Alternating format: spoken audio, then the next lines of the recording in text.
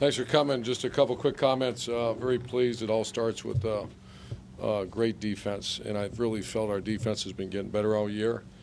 Other than we had some big plays against us the last couple weeks, but for the most part, you saw this coming, and we had a lot of respect for the quarterback, Rutgers quarterback. I think he's one of the top efficient passers in the Big Ten in the country, and then third downs we're leading the conference with 50%. So I thought our defense played outstanding. Then the obvious is JT Barrett came in and played very well, energized us, ran the ball very well. Obviously, we had a turnover, but I think we were penalty-free on the road with it was a loud stadium, and that's a lot of discipline on a team to go no penalties in that kind of environment. So very pleased. Bye-week time. Best thing about 8-0 is a chance to go 9-0 and get rested up, and I'll certainly answer your questions for you. Second row, right, Tim. Yeah, Urban, Ezekiel Elliott also went over 100 yards again.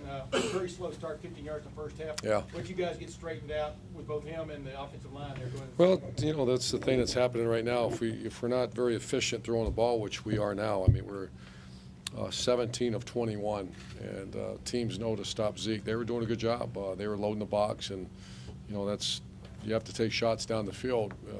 I should rephrase that. We have to complete shots down the field. Anybody can take shots, and that's kind of what we did earlier in the year. Now we're completing them, and now there's some conflict on the defense. You want to take away Zeke, then you're going to see some guys singled up, and Curtis, Braxton, and Mike Thomas all had big hits down the field for us. Second row left, Bill. Heading into this game, what did you see of J.T. Barrett? We know about his poise and confidence. Did you see anything this week that you really liked, and what did you see in the game that you liked? What I saw, JT doesn't surprise me. I think he's back, and that injury was. I didn't see it in spring. I didn't see the JT Barrett because obviously he was immobile and couldn't go. And then training camp, I didn't.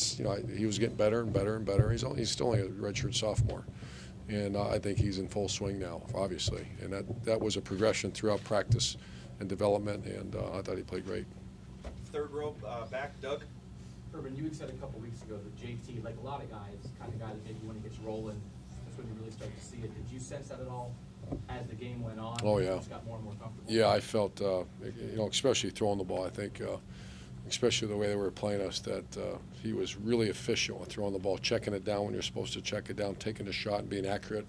The balls to and we had a couple other shots that were, I think, a couple PIs, if I remember right. But they were threatening us to throw the ball deep, and we completed them, and that's the key. That had to happen tonight. Front row right over here, Zach. JT's reliability, how much does that change the dynamic of your offense? Well, I think you ask a defensive coach, anytime you got a guy that can throw and run, that's a problem. You see loaded defenses where the coverages aren't very complicated, and that's what JT gives us. Front row, Mark. We've also spoken about JT's leadership ability. Now that he was back as the named starter starting the game, did that manifest in ways you hadn't seen? Sure. I think he's a unique guy that was voted captain by our guys as a sophomore. Someone told me it's never. I haven't done the research yet, but I don't think it's ever happened at Ohio State. That tells you the respect he had, and obviously when you're taking the first snap, and he says things to the team right before we go out, and he's a really good leader. Back row right, Clay. Thank you, Jerry. Congratulations. You clearly got better tonight. Where was the biggest lead, you think? Well, I think there's many areas. Defense is where you start. Anytime you hold that offense, it's been putting up a lot of points, a lot of yards, balanced offense, and to basically pitch a shutout for 59 minutes and 45 seconds or something. That was tremendous effort by our defense. We won the field position battle, but the thing that you're not seeing the self-destructive stuff, whether it be turnovers, interceptions, or penalties. And when you go on the road and it's all silent, because that was a loud environment, and silent, not have any penalties. Someone just told me that I was leaving the locker room. That's might be the most impressive thing. That's how locked in they were. Did you say anything to JT after the fumble? He got a little, someone said he got dinged, limping a little bit, but I told, and Braxton does that sometimes, and I think, if it's not there, put your foot in the ground and get positive yards. Don't try to do all that stuff, and that's not what he should be doing. So that's all I said to him. Second row right, Ari. Last couple questions here. Urban, we talked about Braxton's progression all year, but that one catch he made downfield. Are you, A, surprised that he's as advanced at catching passes downfield the way he is, and two, now that you guys are going to be taking more of a designed quarterback run approach in your offense, does it increase his responsibility even more so than before as a blocker to get onto the field? Yeah, he had 3 touches, it looks like. I wish he had more. We're doing the best we can with him. I am very pleased with him. I think he's got he can certainly play receiver at the next level. He's that close right now. Where 2 months ago, just getting lined up and getting in a stance, and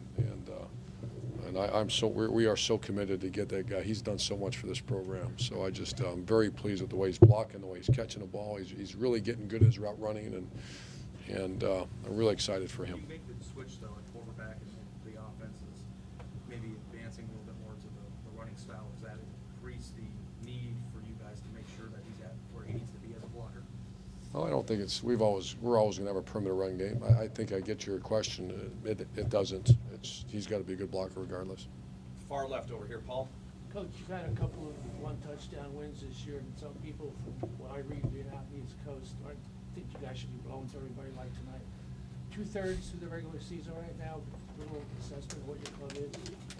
I think we've improved every week. I think we're playing at a very high level right now, and all that matters is next week they get rested on tomorrow. They're off completely. Monday they just get some treatment, and Tuesday we go again. So there's a good mindset in there. We got to continue to keep getting better. We know what's coming down the pipe here, and some really tough games coming up. So some teams get better, some teams don't. We're getting better right now.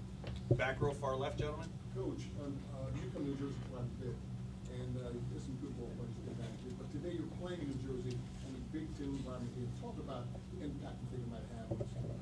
Oh yeah, I know Rutgers very well from one of my closest friends is Greg Schiano, and I came here when he was right in the middle of the building. I spoke to the clinic here one time, and Coach Flood, I admire him, and I think this is a great place. I think the future is bright for Rutgers. I think just look at the environment out there, and first of all, it's as good a high school football as there is in the United States of America. So we're going to park ourselves here a lot and try to get as many players as we can out of Jersey, because I've always felt that way about New Jersey. So that was a big win, and we have a lot of respect for Rutgers. And final question up here front, right, Ralph. Urban, clearly this quarterback thing has taken a lot of your bandwidth, and it seems like it's also been stressful, may not be the right word, but it's definitely been something you put a lot of thought into. Is it sort of comforting now to go into a bye week having some quarterback piece where you're not? It really does. That's a great question, and it really does. I don't want to admit that, but it does. And Cardell comes in and goes 3 for 3. His mentality was great. He's very positive. He's working. He's a rookie too. These guys are, they're not the established 3-4 year starters. One's a sophomore, one's started. He's 10-0 as a starter. So I just want to see those guys continue to get better and better and better, and they are. And it might not be at the speed that maybe what you said, the noise out there, why this, why that. They're still very young quarterbacks. And it's very important for Cardell to continue to grow. And obviously JT is going to, he gets better every time he goes out and practices. Coach, Thank you.